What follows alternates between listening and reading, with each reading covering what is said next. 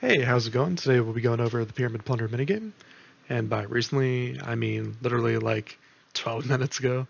So pretty hype after spending about 8 levels here. So definitely not a small amount of time by any means. And all those levels were pretty much at the later half of my thieving grind. So without further ado, let's go ahead and get started. Actually getting here, there are a few different ways. Obviously, you can use the minigame teleport here itself if you already have the scepter. But if you already don't know why you're watching this, or what I've been doing is taking the AKP fairy ring and running the path all the way along here to actually get here into Sophanum.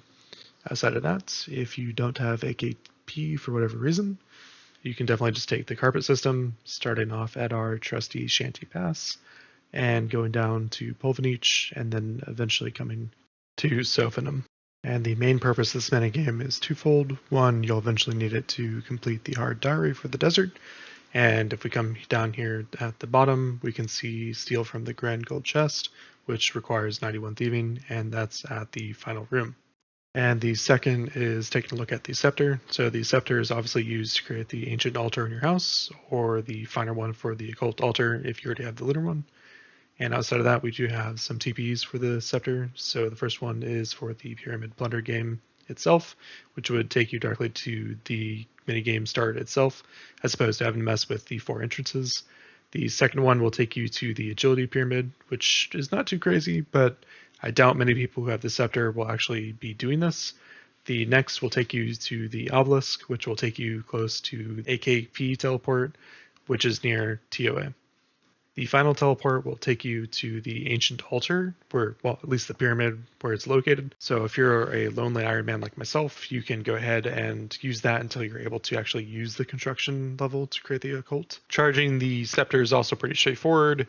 Any of the golden items will take 6, the stone items will take 12, and then the normal, like pottery ones, will take 24. In terms of gear that I've been using to run this, pretty much you can just use Graceful, bring some food, and then I would recommend some prayer items. For example, I've been using the Blisterwood Flail, my Falador Shield, my ring, and the Holy Symbol. With just these items, I'm able to get up to 19 prayer, which helps for protect from melee, as when you go through the pyramid, you actually encounter both mummies as well as scarabs whenever you open the sarcophagus as well as the chest, respectively. And speaking of prayer, I would say go ahead and just set up your quick prayer to be protect from melee. Otherwise, if you do want to bring full gear for defense, you can. I wouldn't really recommend it because you're probably going to burn through a whole bunch of stamina pots, which at the end of the day is not really worth it. There is a bank literally right next to us, so getting food for when we're actually low is not a problem, as well as an altar. So our prayer can be easily recharged there. Again, outside of that, since I'm an Iron Man, I'm trying to consume almost no potions if possible. So although you will get poisoned from the scarabs, to mitigate that, I'm using the Holy Symbol as well as the Prayer Book.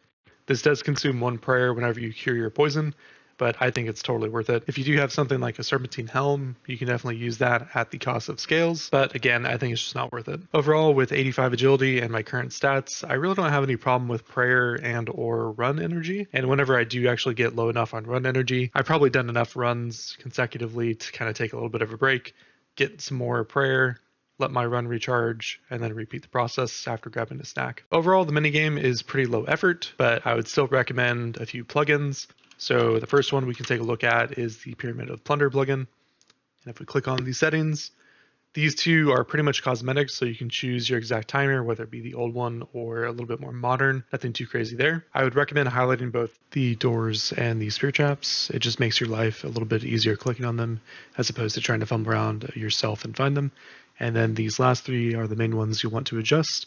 So going over these quickly, we have the urn, which you want to set to the highest floor available for your thieving if you're going after experience, as well as the scepter. And then the urn, chest, and sarcophagus are the main one you want to adjust for whatever you're trying to accomplish. So for myself, if I was worried about experience, I would try to set the urn to match the highest floor available for my thieving level. Put this on the screen now, but essentially, if I had 91 thieving like I do, 91 or higher, then I want to make sure that the last floor is 8. If I had 61 plus thieving and not quite 71, then I want to make sure floor 5 is highlighted. And this is mainly if you're concerned about experience. If you only care about the item and only care about getting in and out as quickly as possible, then I recommend just leaving this as the default value.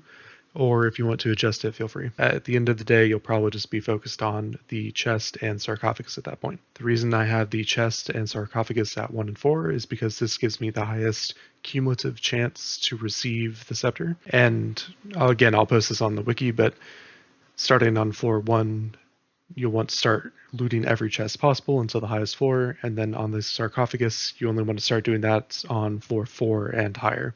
It only makes sense doing this because on floors 1 through 3, the drop rate just isn't great for the sarcophagus, so it is just not worth it. This will help cut down on the overall time because you only have 5 minutes to actually complete it. The second plugin I'd actually recommend updating is the NPC indicator. The two options we'll want to included for the NPCs to highlight are the swarm as well as the mummy. And the reason for this is so that when we loot the sarcophagus or the chest, the NPC that's spawning will actually be highlighted for you and give you a quick indicator visually to actually protect from melee.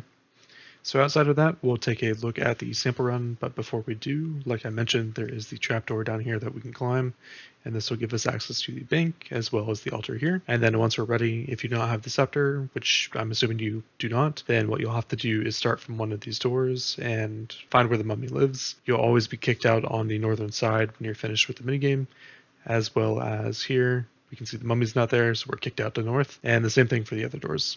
Alrighty, so let's go ahead and do a sample run. So we'll go ahead and use the scepter just to start the minigame. One thing I didn't mention, but if you do want to actually make the success rate for these doors a little bit better, then you can actually use a lockpick, but really at the end of the day, it's not worth it. You lose 50% XP, and the amount of time it saves you is basically nothing. So really, you're just losing out on XP. And there is a mass world for this minigame, but I don't really recommend it. It's just kind of whatever. As you can see with that other guy, if it does open up a room, let's say one of these doors, I can kind of use that as an indicator to which door will be active for me as well. It sometimes changes just on a random rotation, so you may get a little unlucky, but if you're wanting to get a faster run and not have to check as many doors as often, then you can definitely just do the mass world and call it a day. So we can see he'll disappear on this one, and now I know, granted we already opened 3, but then I would know for sure that one is probably the one I need to use. Now on floor 4, we can see that our sarcophagus is now finally highlighted. I generally just do the sarcophagus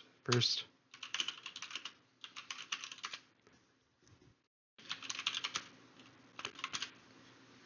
I generally do my sarcophagus first and then the actual chest, but they made it so the scarab swarm that spawns from the chest no longer interrupts your actions, so it doesn't really matter which one you do. And actually I've seen this guy for a few days now, so kind of cool.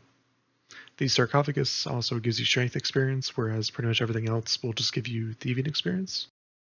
That'd be a minor change there. So we can see that door, so that's one we'll probably try. It does rotate, so it's not always going to be true. That's why I say probably, because it does change every time. So there's the mummy with the NPC hider. We can see that it spawns, and I can throw my quick prayer on a little bit ahead of time.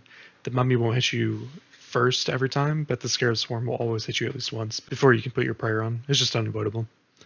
And you can see he's doing the urns here because this is the highest floor he has access to. Okay, so sweet. So now that we're here, this is the last room that we have access to because this is what we have our plugin set to for our urn level.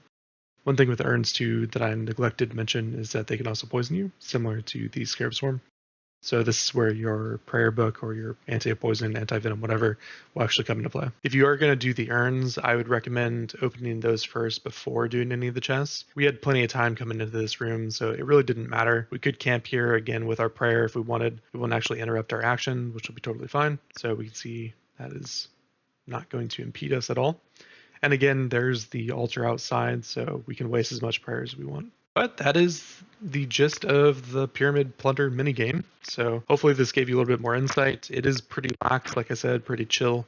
So it's not going to take a lot. You can watch some YouTube on the side. That's what I've been doing for the majority of it. If you want something that's a little bit more tame than, say, blackjacking or RD Knights or whatever you have at the time available to you, I would definitely recommend giving this a shot. If you enjoyed the video, definitely feel free to give it a like, comment, and subscribe to the channel for future guides as well as any other content related to OSRS or any other game. Appreciate your time. Bye.